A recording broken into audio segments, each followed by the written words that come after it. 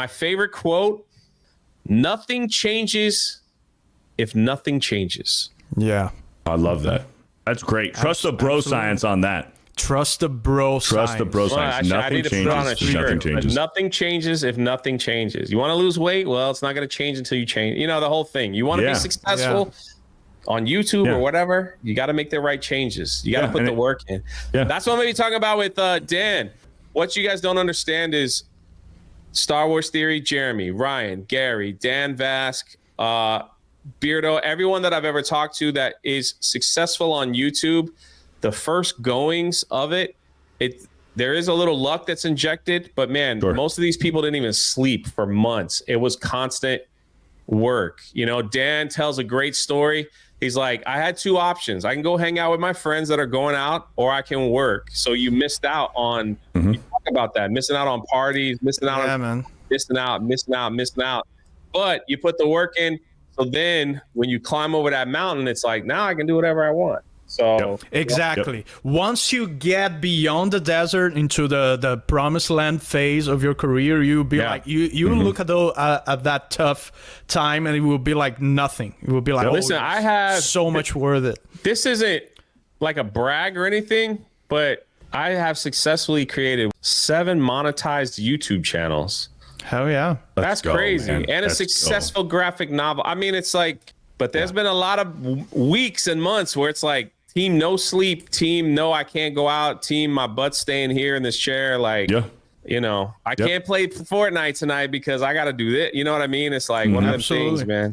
I worked a full-time career job where I was commuting to a lumber job, what I thought was going to be my career, commuting 2 hours to work, working 9 hours during that, and then commuting 2.5 hours home because of rush hour traffic. And I could have easily just went home, turned on TV, binge watched TV shows, but I went home, I edited videos, I did live streams, I did reactions, and I did that for a good year.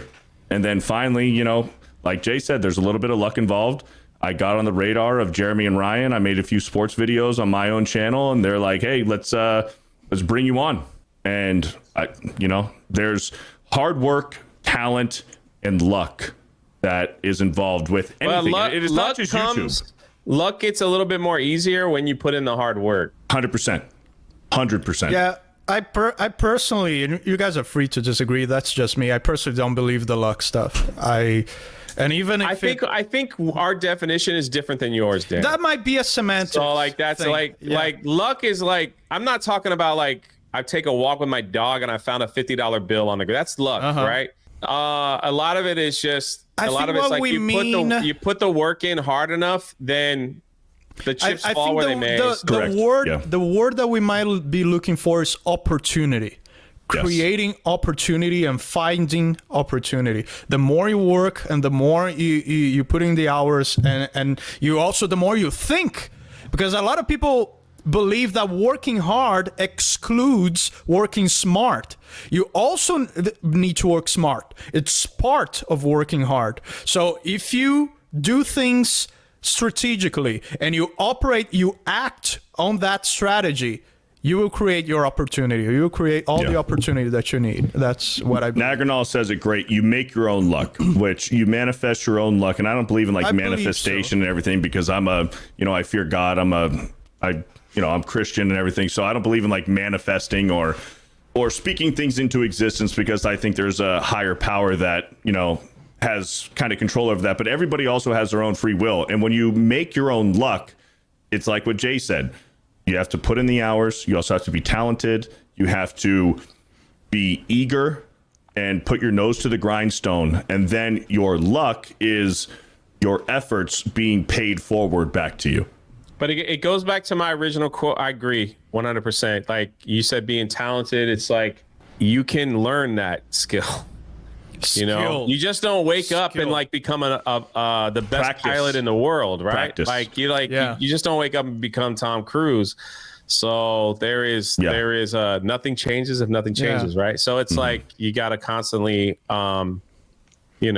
Yeah, sometimes people ask me, and that aggravates the crap out of me. But of course, I'm polite to people when they ask. Except for me, it's not polite. Except when Jay asks that. But sometimes people ask me, "Hey, Dan, when did you discover that you were a great singer?" And it's like, that question doesn't make any sense. Do you go to a brain doctor and say, "Hey, when did you find out you were a great brain doctor?" Years of practice and training.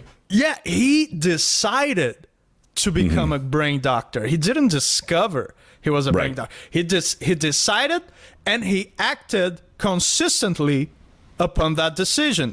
So that's the same thing. I don't know why people think it's different with musicians or any sort of artists and streamers or YouTubers or whatever.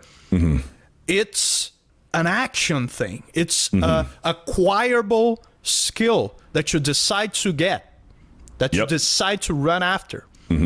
Yep. And a lot of the times when you get that and you break through, it's something that you already love and you enjoy, and that's why you choose to put in the effort and the practice and the training.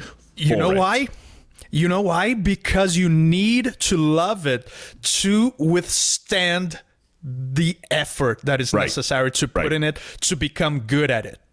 Your parents can put you in piano practice and piano recital, but if you don't love it, you're not going to get good at it. And eventually, after 2 or 3 years, if you don't love it, you're just going to quit. You're going to ask your parents, okay, stop sending me to piano recitals because I don't enjoy this.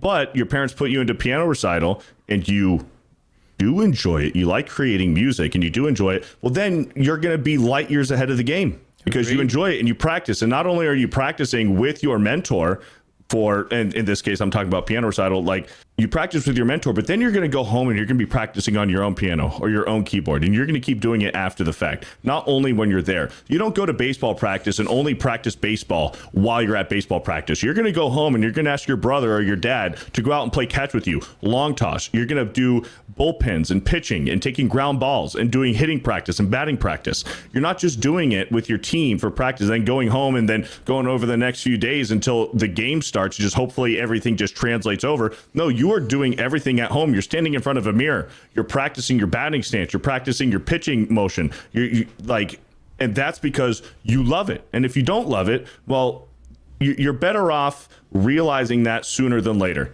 because then you're losing time, and time is precious.